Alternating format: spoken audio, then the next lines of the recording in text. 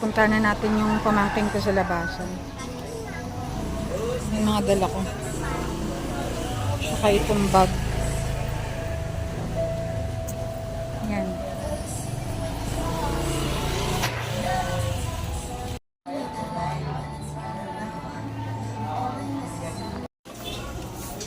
Lakad na tayo palabas, guys. Oh.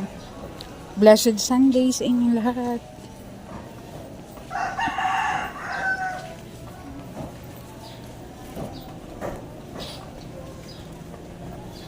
Ito yung palabas namin sa kanto.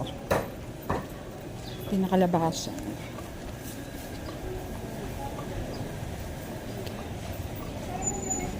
Hindi ganun kainit ngayon, guys, no? Medyo light lang siya. Sa bagay maaga-aga.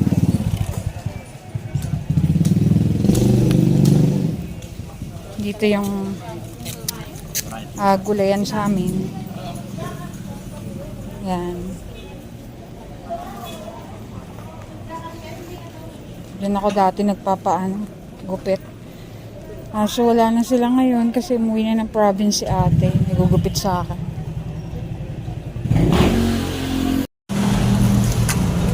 Dito na tayo sa labasan, guys.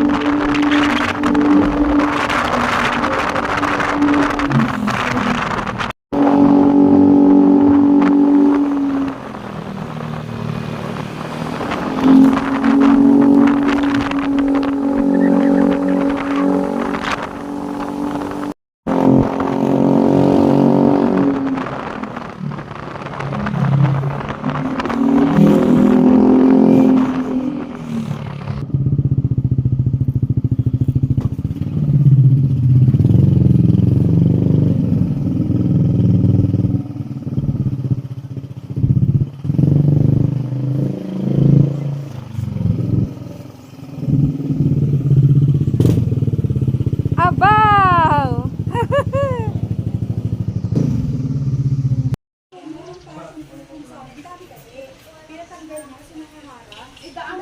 Yan yung dinadrive ng papa ko, guys, yung Rosco.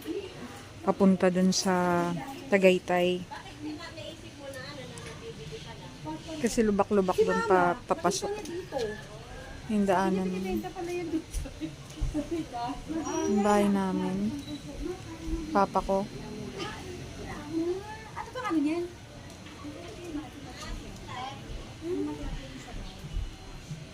Kaya inaano nila ng straw. Bukado. Yan yung mga pamangkin ko. Yan sila. This is Cray Cray. This is Can. This is Kuya Jaden. This is Ate Kirsten.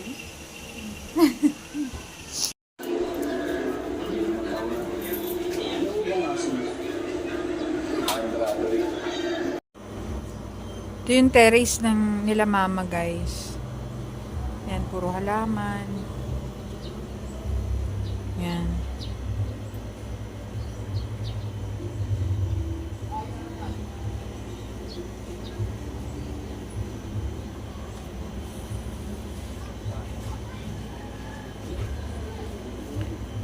Yun yung ruse ko na ginagamit ni Papa pang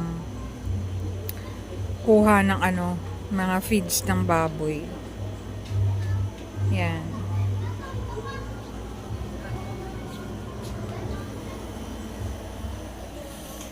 Dito yung taas nila.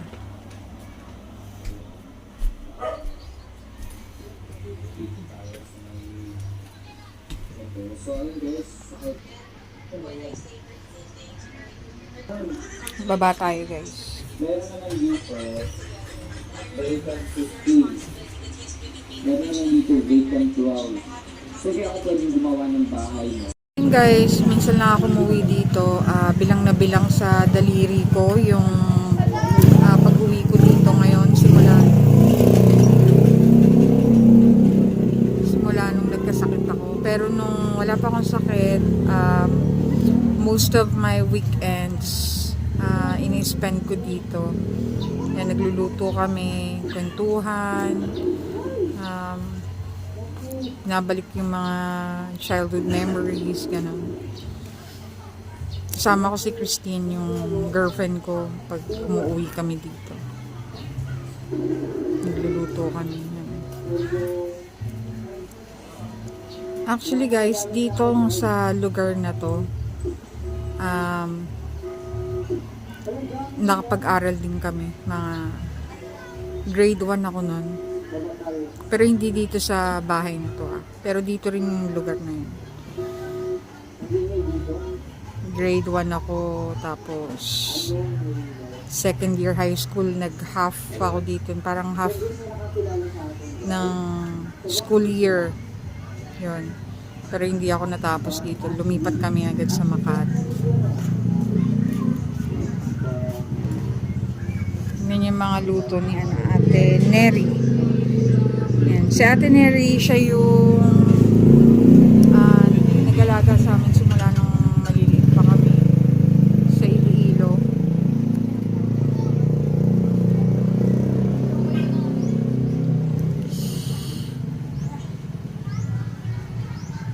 Sobrang thankful ako sa Panginoon kasi palagi akong malakas. May moment na hindi ko maintindihan yung feelings ko, yung nararamdaman ko, may discomfort.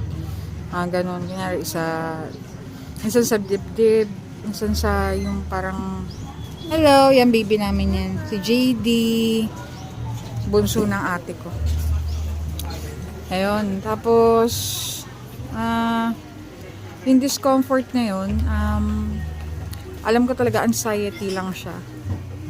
Ang baby rin ng ate ko yan, si Jayden. Anxiety lang siya kasi pagka nag-check naman ng oxygen ko is perfect naman, 100% naman siya. So, yung anxiety, guys, hindi natin siya makontrol, pero ang ginagawa ko talagang number 1 na ginagawa ko is nagpe-pray ako agad ng Our Father in Heaven. Tapos maya-maya nawawala siya talaga. So talagang napaka-powerful nung prayer na yun ni Jesus. Yun yung tinuro niya sa atin na prayer.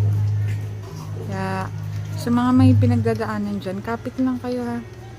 Huwag kayo yung basta susuko. Kasi pag sumuko tayo, hindi natin alam yung nag-aantay na magandang bukas sa atin. Huwag kayo mag-alala, pinagdarasal ko kayo kahit na hindi tayo magkakilala.